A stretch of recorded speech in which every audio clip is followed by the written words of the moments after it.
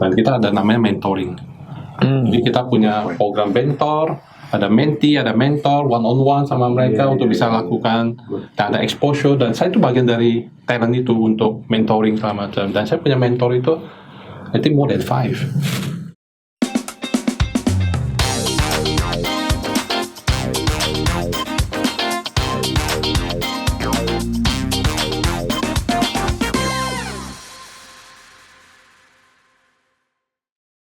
Selamat malam pemirsa. Kembali berjumpa bersama saya Teguh Sri Pambudi di acara Dari Redaksi SWA. Sebuah podcast yang dilahirkan oleh majalah SWA berbincang tentang leadership, manajemen, strategi bisnis, dan aspek-aspek kehidupan dunia korporasi. Kali ini saya akan mengajak pemirsa untuk menyimak obrolan tentang hal yang menarik, yaitu The Best CEO 2025. Ini adalah topik yang sudah diangkat di majalah SWA, bisa didapatkan di semua platform digital, dan juga bisa didapatkan secara cetak langsung menghubungi majalah SWA. Untuk membincang topik ini, saya kedatangan dua tamu yang luar biasa. Yang pertama adalah Pak Sunadi. Selamat datang Pak Sunadi. Beliau adalah CEO dari Allianz Indonesia. Dan yang kedua Bapak Tommy Sujarwadi. Saya manggilnya Mas Tommy biasa. Kami di SWA, Mas Tommy. Beliau adalah Direktur Dunamis Organization Services. Topik ini tentu menarik karena di semua dunia korporasi, bahkan bukan cuma korporasi, pasti ada leader. Nah, kita akan bicara soal leadership di sini, dan kali ini topiknya tentang Best CEO yang sudah 19 kali ya Mas Tommy ya bersama SWA. Jadi ini adalah program kerjasama SWA dengan Dunamis 19 kali. Jadi sebuah survei yang bukan main-main ini, karena 19 kali hampir 20 tahun, Mas Tommy. Nah, apa itu yang namanya Best CEO? Best CEO yang SWA lahirkan atau kata kolaborasikan dengan Dunamis itu mengambil konsep dari Franklin Covey. Konsepnya adalah 4 essential roles of leadership. Ada 4 aspek di sini yang dinilai dari para CEO, yaitu adalah inspire trust, kemudian create vision, execute strategi, dan coach potensial. Hari-hari ini kita tahu bahwa soal trust itu menjadi perbincangan di mana-mana. Katanya bahwa kita seringkali kalau melakukan sesuatu tuh harus trust dulu dengan para leadernya. Dan leader sendiri harus pandai juga mengeksekusi strateginya. Nah, bukan begitu Pak Sunadi ya? Yep. Nah, Pak, saya akan mengajukan beberapa pertanyaan kepada Pak Sunadi juga nanti dengan Mas Tommy seperti biasa. Ini dalam surveinya Best CEO yang kemarin itu, nah dari Pak Sunadi ini skornya dari 4 aspek tadi Pak ya. Itu benar nggak kalau yang gaining trust itu dari dari karyawan itu adalah aspek yang paling sulit? Katanya sebab gini Pak, katanya seorang leader itu adalah bagaimana dia memobilisasi karyawannya atau SDM-nya agar bisa mencapai tujuan yang disepakati bersama. Betul begitu Pak? Yep. Atau hari-hari ini makin terasa lebih berat?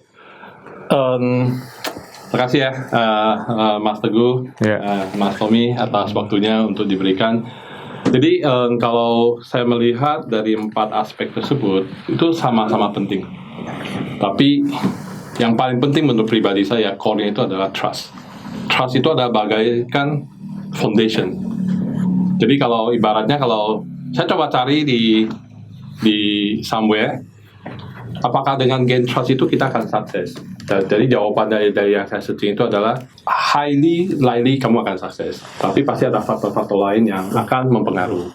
Tapi trust itu adalah bagian dari foundation. Dan untuk membuild trust itu, it's not just matter of hours, it can be time. Jadi trust itu akan dibuild itu memerlukan waktu. It can be years. Kita akan membuat sesuatu trust. Dan trust itu sesuatu yang sangat penting karena itu adalah highly akan sukses. Jadi menurut saya, karena saya adalah accountant, 50% itu akan sukses kalau kita udah punya trust.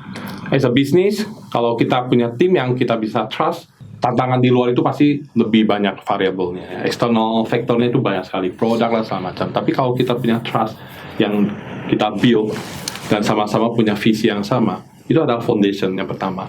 Jadi bayangin kalau kita punya trust, kita ngomong apa, itu semua itu align.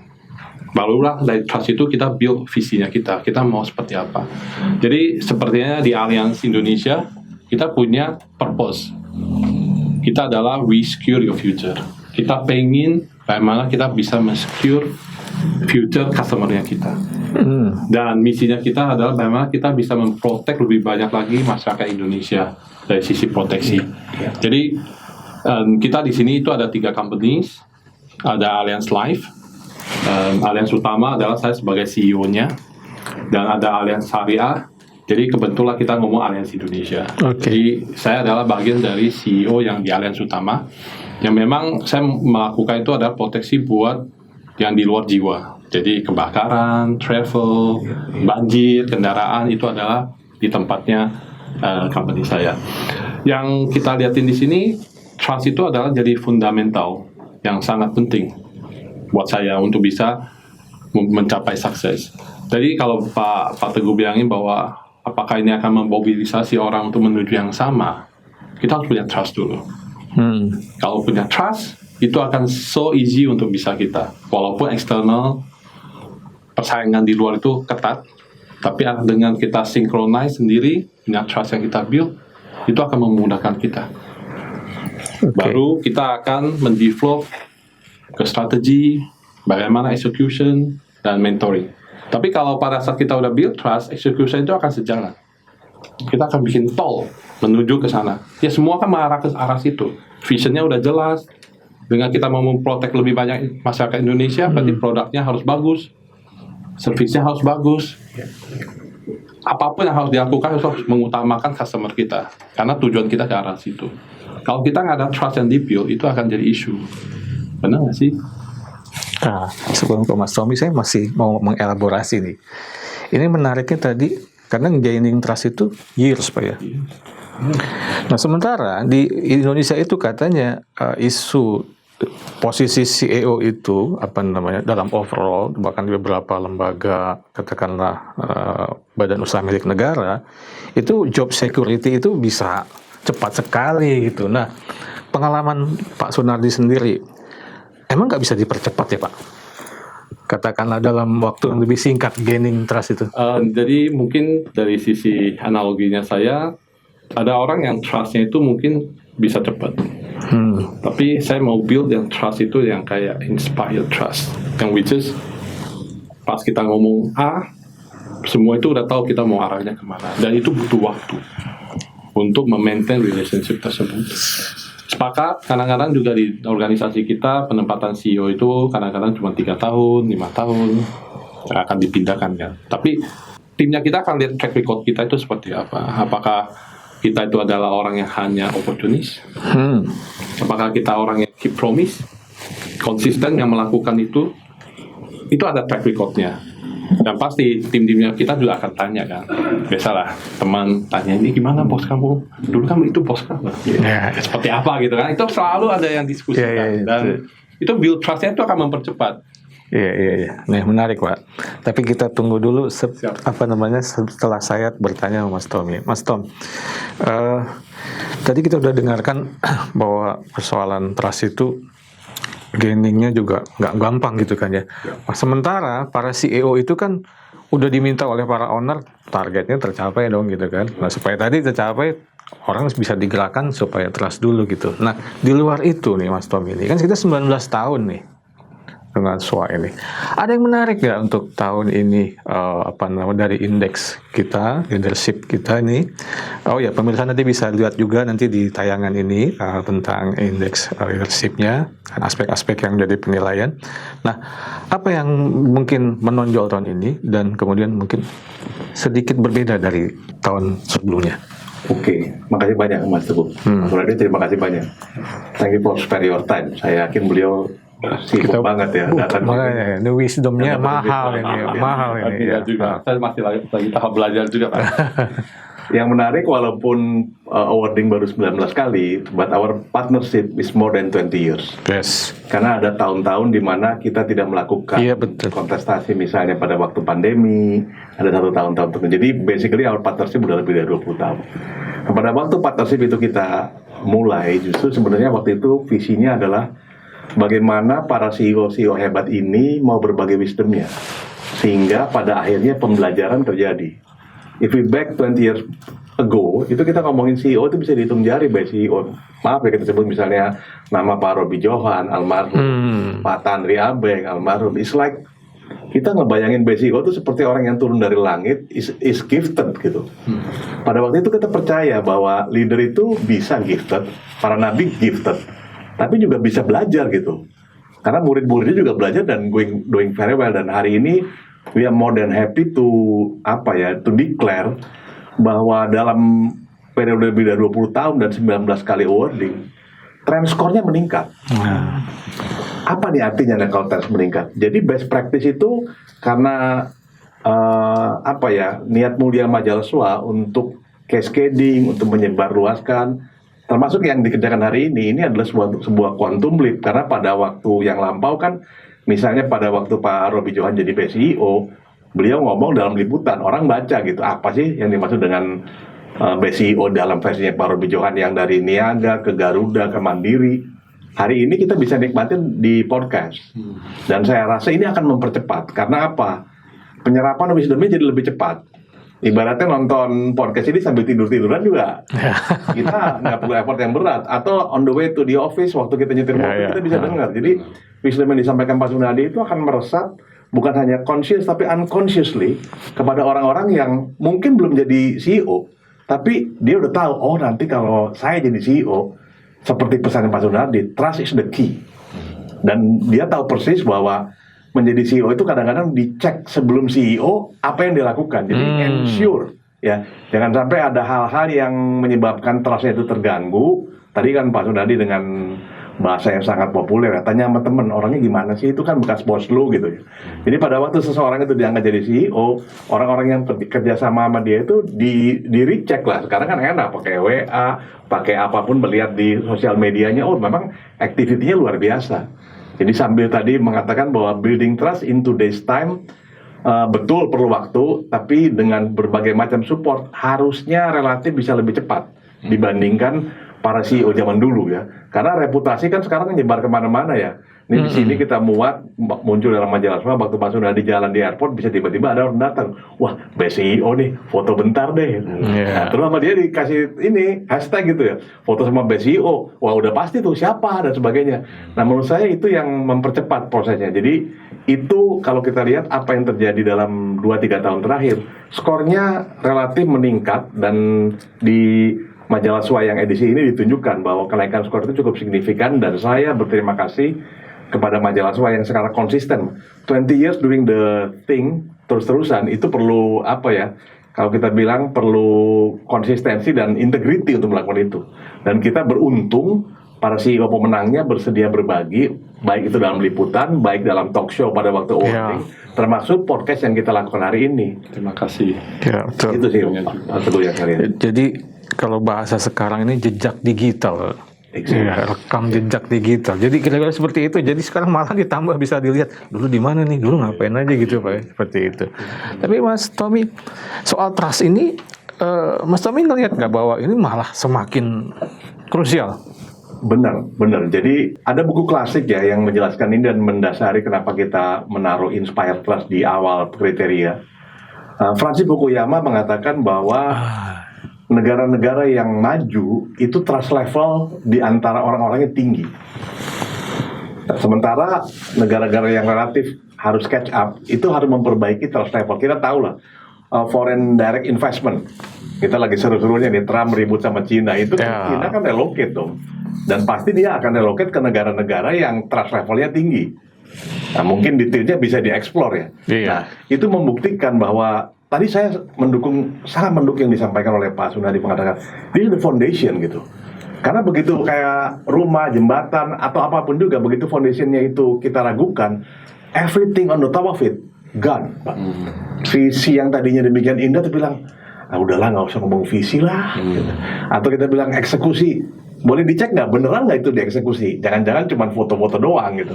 Nah itu pertanyaan-pertanyaan itu yang menurut saya sekarang menjadi lebih kritikal. Karena everyone can bring the news instant. Kalau kita mungkin ingat ya, ada satu kasus lama tuh, mungkin beberapa dari kita ingat, ada tambang emas, kemudian ternyata kita bilang itu ore-nya bagus banget, ternyata ketahuan berikutnya bahwa itu dimanipulasi, tapi we know that 3 months, 6 months. Kalau sekarang itu kejadian immediately, nggak sampai nunggu lama, langsung betul. Dan itu ada dampak yang luar biasa. Jadi saya bilang era komunikasi itu menyebabkan trust harus lebih kuat karena ujiannya luar biasa.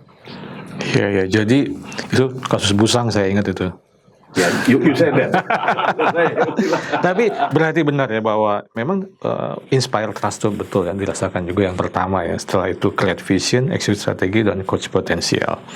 Nah, saya cuma sebelum kita break saya teringat bahwa kalau di sepak bola itu beberapa pemain selalu bilang bersedia mati untuk pelatihnya di lapangan.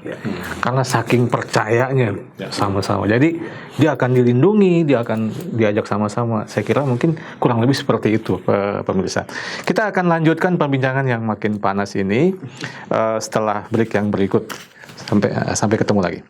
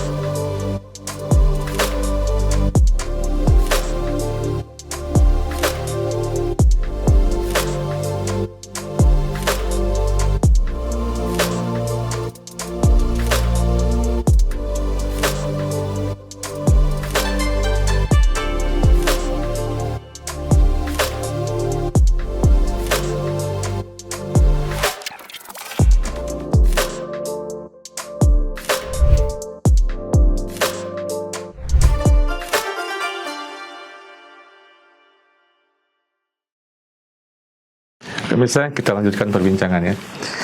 Saya kembali lagi ke Pak Sunadi. Pak, ini trust sudah dapat, visi sudah dapat. Persoalan berikutnya soal eksekusi strategi. Ini Indonesia nih Pak, katanya kelemahannya adalah soal dieksekusi. Jadi katanya kalau paper kita orangnya bisa sampai bulan Pak, karena saking banyaknya paper dibikin dan banyaknya rapat. Tapi eksekusinya lemah. Gimana Bapak menjalankan bagaimana strategi ini bisa dieksekusi dengan baik? Tantangan terbesar itu apa sih Pak? Ya, jadi mungkin buat saya pribadi, as a leader kita harus lead by example. Ya, lead by example itu contohnya gini, apakah meeting itu akan kita mempersempit atau mempersingkat? Apakah necessary lakukan itu atau enggak? Itu something yang kita lead by example. Artinya gini, walaupun kita sebagai leader, banyak anak buah kita itu melihat kita itu mau ke arah mana. Contohnya, kalau kita sebagai leader yang sering nge-blame, apapun dia lakukan, pokoknya gue nggak mau tanggung jawab. Karena anak buahnya yang nggak pernah update saya. Otomatis, culture itu akan di-build. Dan semua orang melakukan hal yang sama, karena dia akan simple ngopi, oke ini atasan saya seperti begini, saya akan melakukan hal yang sama untuk memprotek saya sendiri. Jadi saya bilangin bahwa culture yang harus di-build itu adalah you sebagai leader, you harus lead by example. Apakah kamu benar-benar apa yang kamu ngomong itu sesuai dengan apa yang sebenarnya? Jadi you talk something, and then please do the same. Jangan bicara begini, perbuatannya beda. Ya kan? Oke, kita bilangin kita nggak perlu meeting gede, tapi tiap hari meeting terus kan. Jadi orang bilang, ini ngomongnya kok nggak nyambung gitu ya. Kalau bahasa awamnya gitu ya.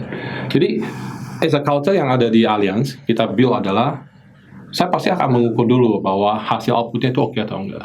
Kalau hasil outputnya udah oke, saya nggak akan ada meeting. Karena tim udah bisa jalan. Tapi kalau outputnya tidak oke, ya sorry ya, saya akan micro manage.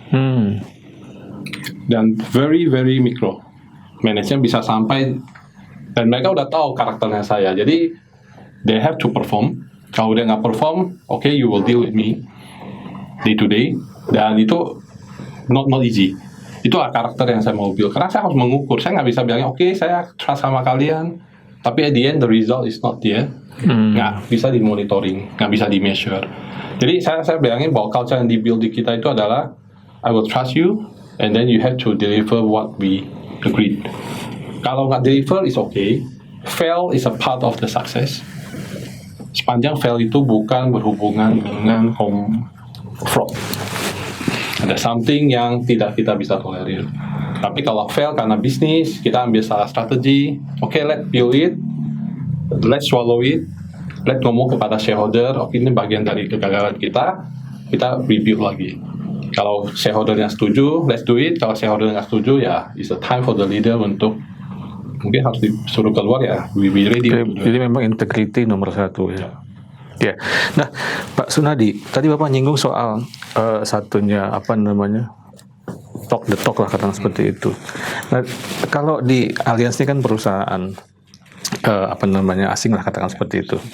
Nah, sementara kultur orang Indonesia itu paternalistik memangnya. Jadi bagaimana atasannya lah, lihat atasannya. Itu ada nggak sih Pak, apa namanya, itu sangat berpengaruh nggak sih? Sehingga artinya memang semakin penting buat seorang pemimpin itu talk the talk gitu. Ya enggak, kalau saya melihat kalau kita sebagai orang Indonesia, saya lebih lihat itu adalah kita selalu respect. Ya kan? Bisa diartikan sangat ada yang positif, ada yang negatif. Tapi yang kita diajari waktu kecil, itu kita harus menghormati orang yang lebih tua. Kita harus menghormati seniornya kita. Itu kan selalu diajari. Itu membuat kita kadang-kadang di depan meeting, itu banyak teman-teman itu nggak berani ngomong. Karena ini ada atasan saya di sana, kalau saya ngomong, takutnya saya bypass. Atasannya nggak suka gitu ya. Tapi di Allianz, kita punya culture adalah you can talk, mau level siapapun, you bisa talk. Sepanjang kita bisa fight di satu ruangan, tapi kalau kita udah selesai, kita akan keluarnya itu satu suara. Jadi kita selalu build bahwa anybody can talk, you can open your communication, you punya ide apa, silakan. Nggak ada ide yang nggak ada. Kita bilang, oh ide saya itu bodoh, nggak ada. Semua ide itu kita appreciate, kita lakuin dengan nice way. Kita open communication di situ. Makanya disitulah kita melihat bahwa masih banyak yang kayak gini juga. Pada saat dia datang, dia nggak berani ngomong karena wah ini atasan saya berapa layer gitu ya. Wah ngomong sama CEO kayak deg-degan gitu ya. Enggak. Dan buat saya suka sering itu turun ke bawah tuh ketemu orang untuk ngobrol gitu kan. Karena duduk di mereka untuk ngobrol apa yang terjadi sama kalian selama itu. Jadi it's a kind like culture lah ya untuk kita bisa adjust. Tapi culture Indonesia itu nggak akan bisa rubah, Mas. Yang terjadi adalah saya melihat itu respectnya itu yang sebenarnya rasa hormat kepada atasan kita itu yang membuat kita itu nggak banyak mau ngomong. Kadang-kadang merasa tersinggung kan untuk bypass. Tapi kalau di culture-nya Allianz, kita open communication, kita selalu bilangin nggak ada yang kayak gini culture di sini. Semua orang itu bisa ngomong, tapi dengan nice way ya. Dengan respect each other gitu. Jangan ngomongnya agak kasar, enggak. Itu juga kita nggak tolerir, tapi kan mengutarakan sesuatu itu kan ada caranya gitu ya, dengan cara yang elegan lah ya. Oke, menarik Pak. Nanti saya ke Mas Tommy dulu nih. CEO pasti punya target tadi kan, achieve yang diharapkan dari pemegang saham yang diamanatkan ke dia. Itu, tapi dia juga tadi supaya bisa itu harus trust dulu, dan satu sisi juga apa namanya, dia juga harus nunjukin bahwa dia jadi teladan ya kalau bahasa Franklin Covey ya. Makanya talk the talk tadi gitu kan. Nah terus tapi juga harus innovate juga nih, dinamis juga seperti itu. Betul. Ini pengalaman Mas Tommy gimana nih yang biasanya dihadapi oleh para pemimpin di Indonesia itu seperti apa Mas? Dilema atau tantangan mereka itu? Nah, ngomongin dilema mengenai execute today sama secure the future. Tadi kan ngomongin sesuatu yang sangat menarik ya. Jadi Pak Sunadi menyampaikan sesuatu yang menarik. Kalau mau eksekusi hari ini kan kata kuncinya adalah involvement. Nggak bisa cukup mengatakan visi gue begini, nggak dikontrol. Sehingga tadi beliau begitu udah ada belok-belok dikit langsung tahu sesuatu dan bisa langsung melakukan adjustment supaya ini kembali ke tracknya. Nah yang jadi menarik adalah sekarang ini udah banyak teori-teori yang membahas apa yang disebut dengan ambidextrous leadership whatever lah.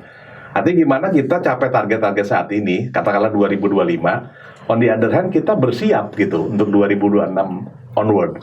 Nah, kalau kita ngomong tantangannya, salah satu konten yang kita suka bahas di dalam leadership adalah kita menyebutnya innovator dilema. Innovators. Clayton Christensen.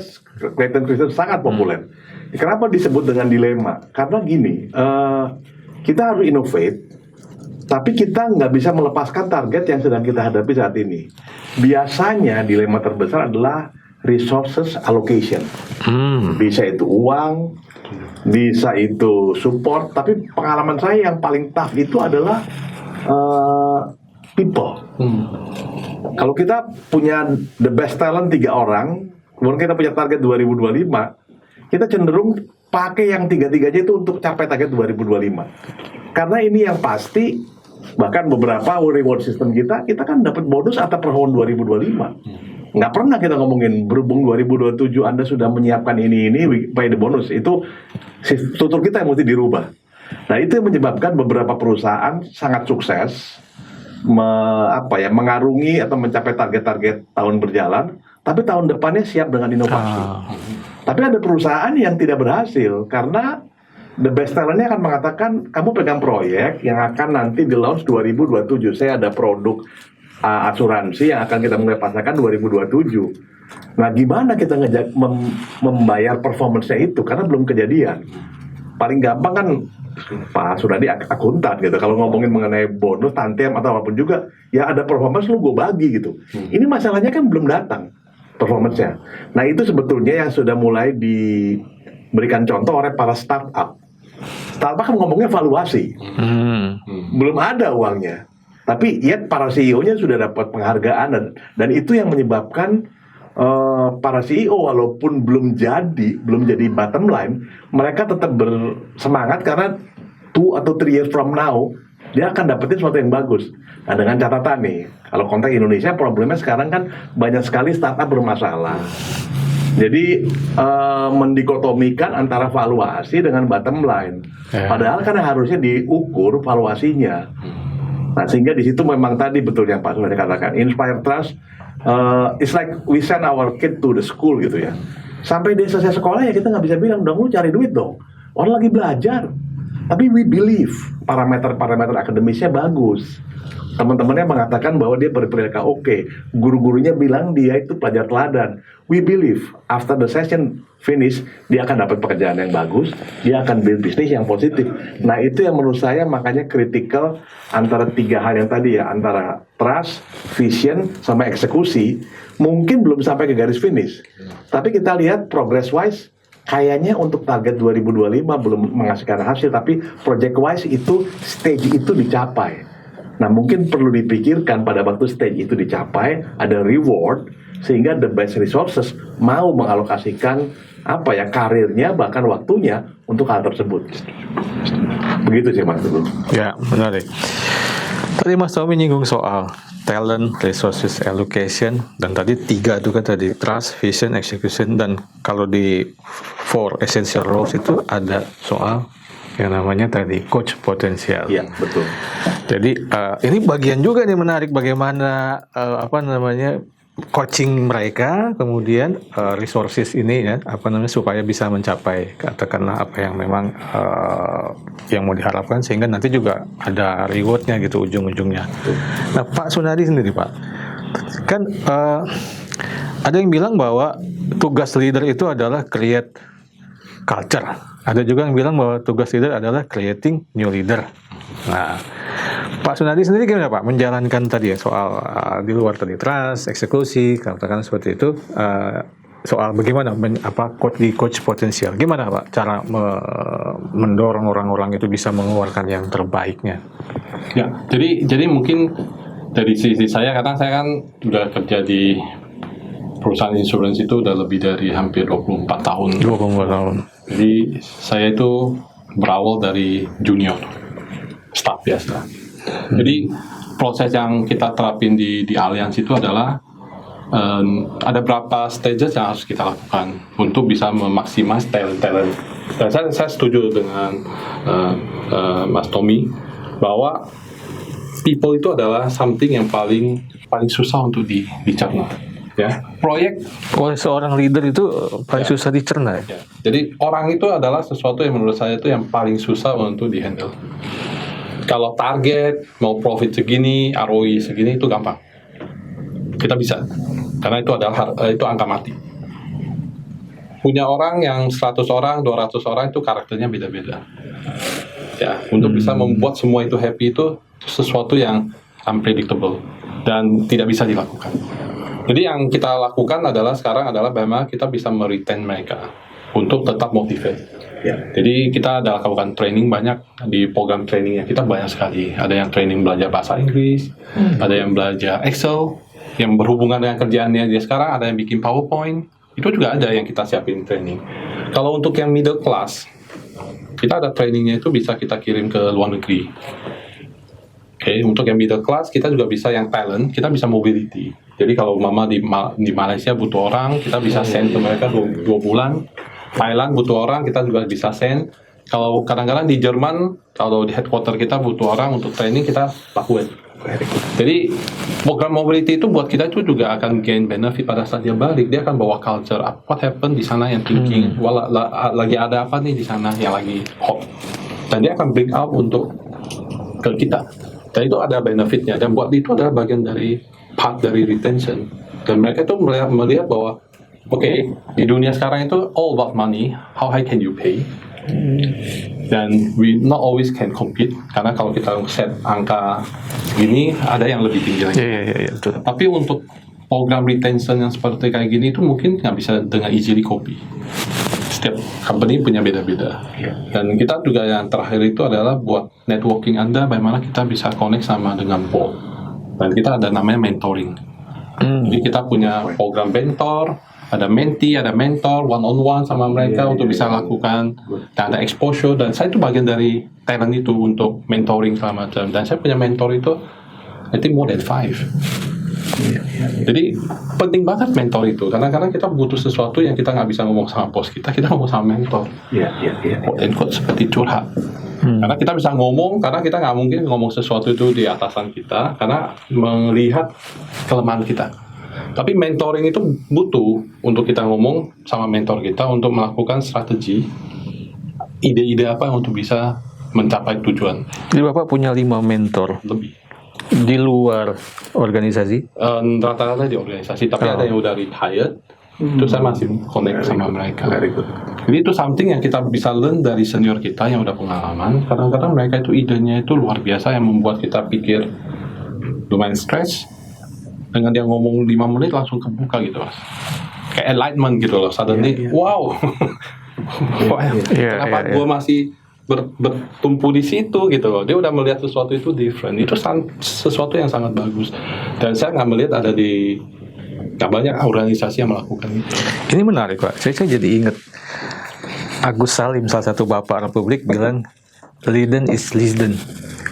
Memimpin adalah menderita, dalam konteks kadang-kadang berdiri sendirian gitu di ruang boardroom sendirian harus mengambil keputusan. Nah itu Bapak sering merasakan seperti itu sehingga butuh mentor karena kayaknya beku nih pikiran.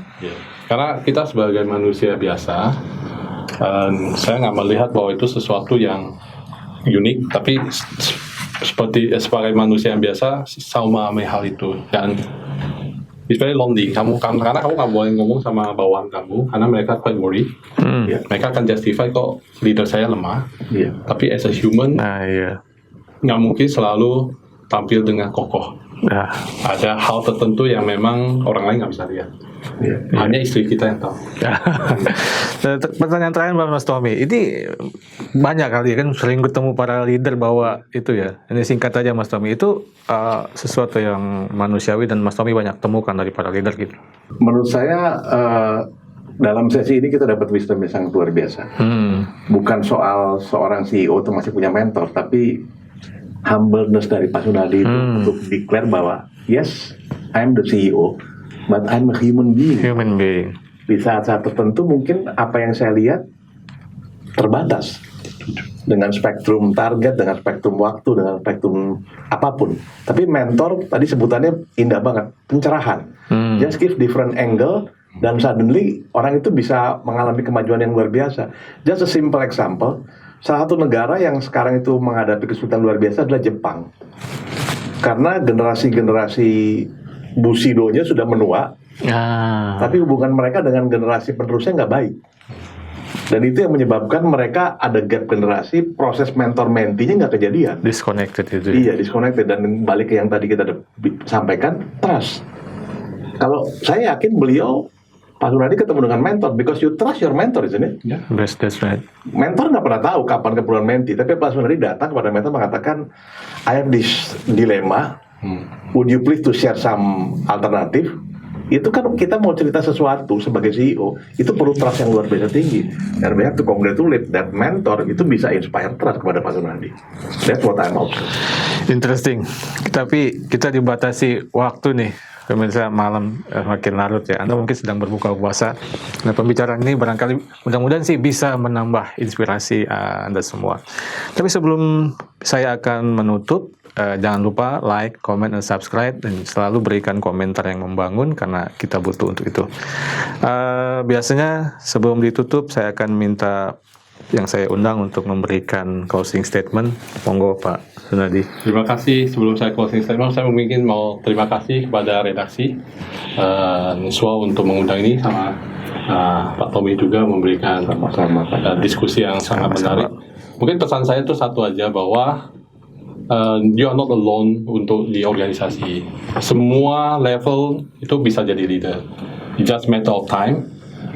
You have to put your effort untuk lakukan kerjaan Anda semaksimal mungkin. Build trust among your team, dan apapun biarlah Yang Maha Kuasa yang menentukan. Kita lakukan yang terbaik dan semua orang bisa jadi leader. Terima kasih. Terima kasih. Mas Tommy, monggo. Saya hanya ingin menyampaikan rasa syukur ya. Finally after more than 20 years, apa yang dicita-citakan pada waktu itu untuk cascading leadership, skill, knowledge, apapun lah, wisdom gitu. Karena yang sering terjadi saat ini adalah apakah pemimpin itu dilahirkan atau dibentuk atau dibangun. Kalau nunggu dilahirkan, we cannot control about that. But at least kita contribute ya kepada para pemimpin yang menikmati podcast ini, yang membaca majalah SWA, minimal dapat gambaran gitu. If I want to be the best CEO seperti Pak Sunardi, ini ada loh kisi-kisinya.